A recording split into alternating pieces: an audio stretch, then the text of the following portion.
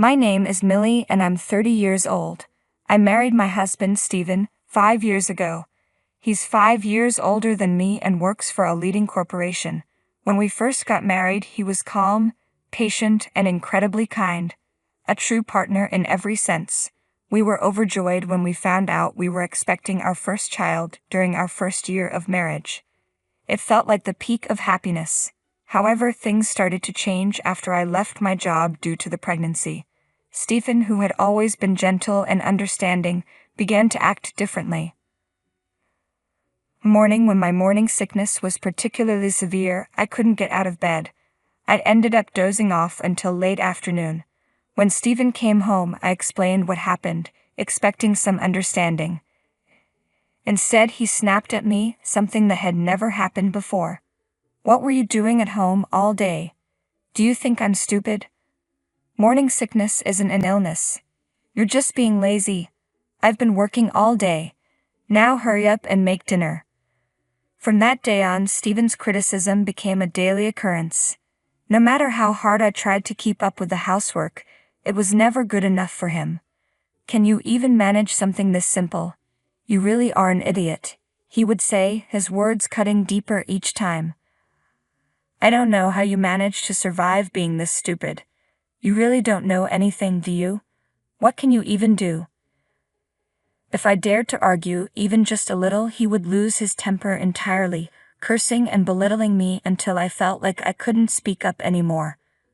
Whenever I tried to share my thoughts, he would shut me down with a cold, "I don't care what you think, so just shut up." I was shocked by how much my husband had changed. At first, I tried to convince myself that he was just having a bad day, that the kind man I married would come back once our baby was born. Those hopes faded quickly. Even after our child was born, Stephen never returned to the caring husband I once knew. Yet, despite everything, I couldn't bring myself to hate him. I loved him too much to admit that my marriage might have been a mistake.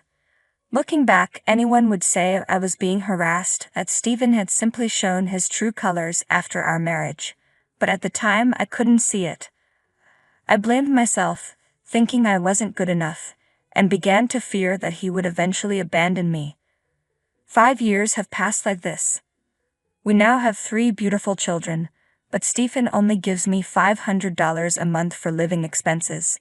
We live in company housing, so rent is deducted from his salary, and our utility bills are paid directly from the bank. Stephen insists that $500 is more than enough, but with the cost of milk, diapers, groceries, and daily necessities, it's barely enough to get by. I've had to dip into my savings from before we were married, but those have now run out, leaving us in a very difficult situation. When Stephen comes home from work and sees the cheap dinners I've prepared, his anger only grows. When Stephen sat down at the dinner table and saw what I had prepared, he sneered, "What is this? This is dinner. Can't you cook something more decent? You're home all day doing nothing, and this is the best you can manage. Can you even cook a proper meal?"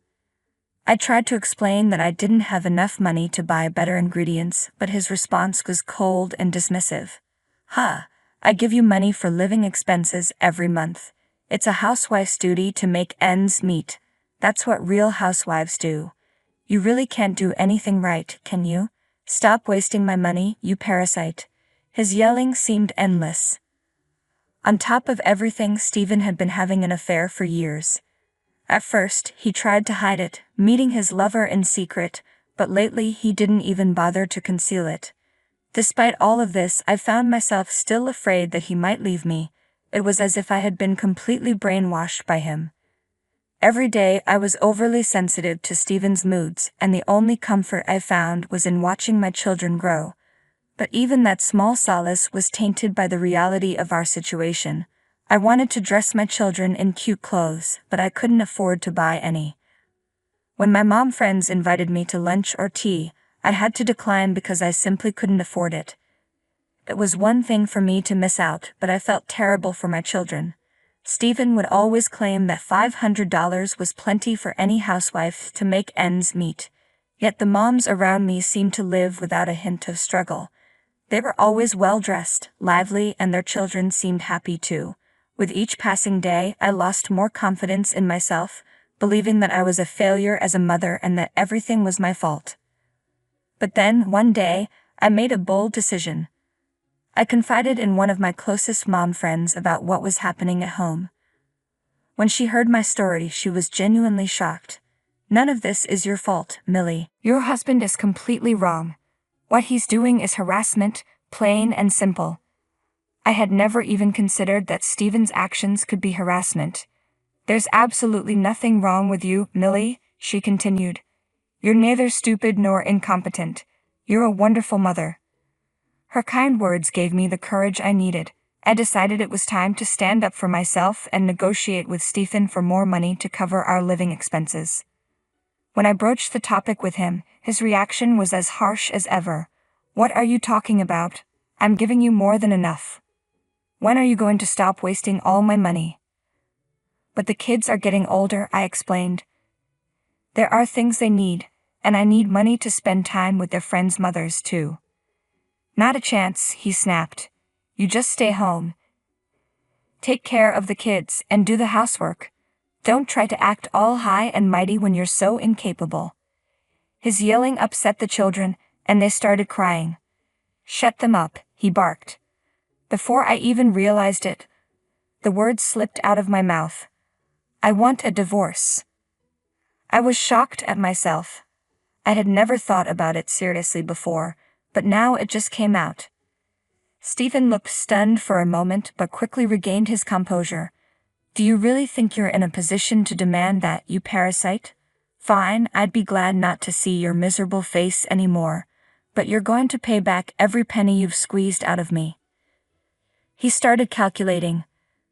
"That's $500 a month, so $6,000 a year, which makes it $30,000 over 5 years. And of course, I'm keeping the children. Get the $30,000 ready, and then you can leave on your own."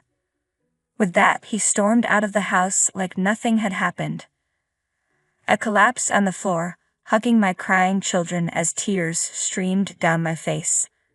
My youngest was only 11 months old.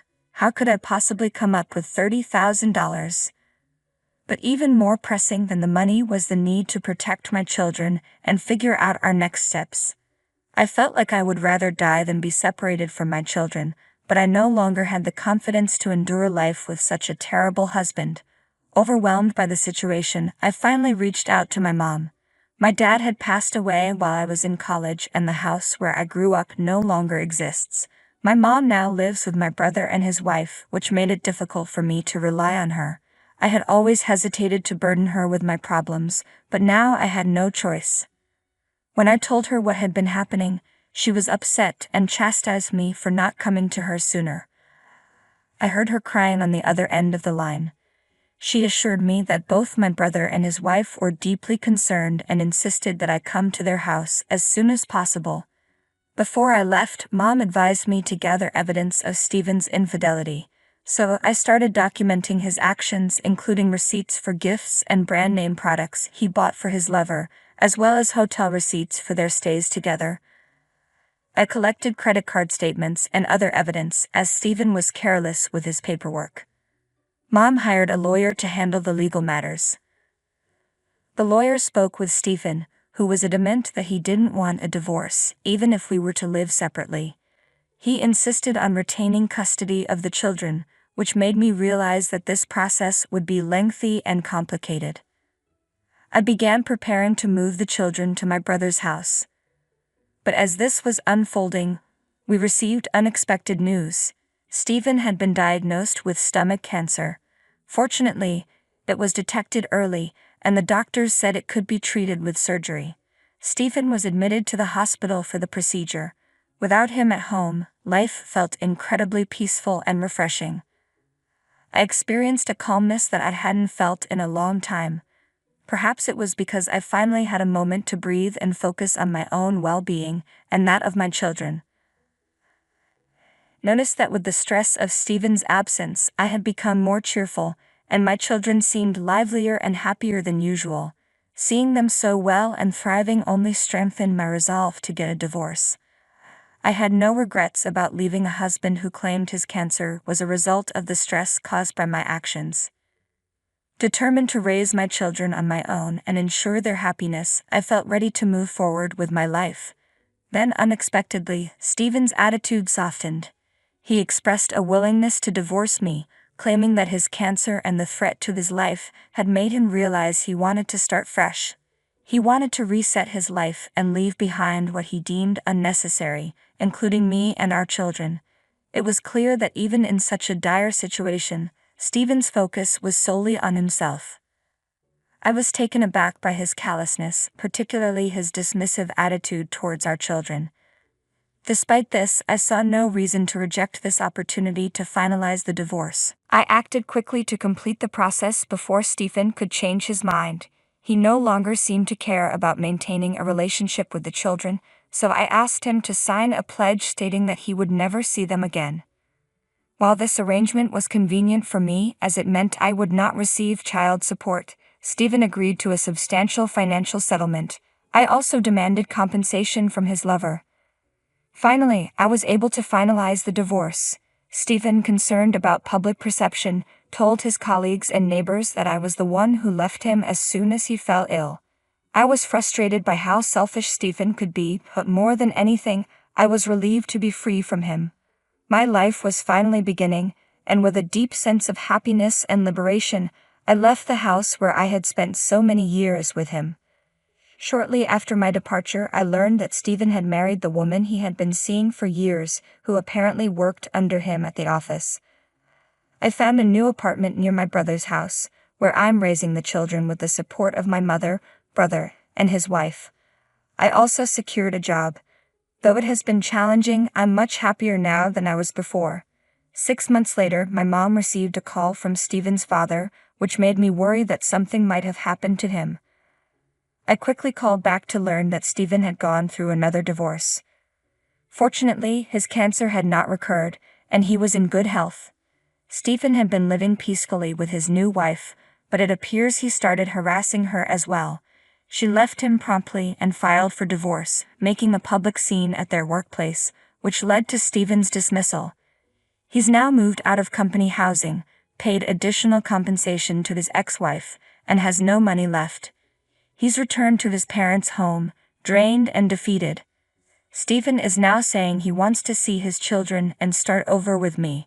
His father, unable to bear seeing Stephen in such a state, decided to reach out to me. I felt a surge of anger at the thought of Stephen's selfishness and the disruption he's caused. Finally free, I was stunned when Stephen appeared before me, as if from a ghostly apparition. After years of infidelity and his new marriage, he had been divorced within 6 months, entirely his own fault. Now, instead of showing any remorse, he wanted to see his children and start over. Who did he think he was? Who was the parasite now? I was at a loss for words. Struggling to control my anger, I told Stephen I never wanted to see him again before hanging up. A few days later, as I was heading home from work, I was shocked to find Stephen waiting for me in a park near my house. My heart nearly stopped when I saw him. He looked pale and exhausted. For a moment, I didn't even recognize him. "Millie," he said, "I realize now that you're the only one for me. Our children need a father, right? I know a lot has happened, but we can start over. You must be having a tough time on your own, but I can help with the housework for a while." I couldn't contain my frustration. Start over? That's a joke. It might make sense for me to say that, but you have no right. I have no intention of rebuilding anything with you. I'm thrilled to be away from you. I don't care what's happened to you. And don't pretend you're doing me a favor. I'm far better off now than when I was married to you. Stephen stood there, stunned, his mouth hanging open. It was the first time I had ever spoken to him like this, so his reaction was understandable. "Just leave," I continued. "I don't know how long you've been here, but if you think you can waste your time like this, why don't you find a job or something? You're an adult. Don't have your dad follow me around. And if you come anywhere near me again, I'll call the police." With that, I walked away, leaving him standing there. Although I was scared and furious at his sudden appearance, seeing the look on his face actually made me feel better. My children and I haven't seen Stephen since, and we are living peacefully and happily. I believe there's still so much life ahead of us. I'm committed to staying positive and working hard until my children grow up.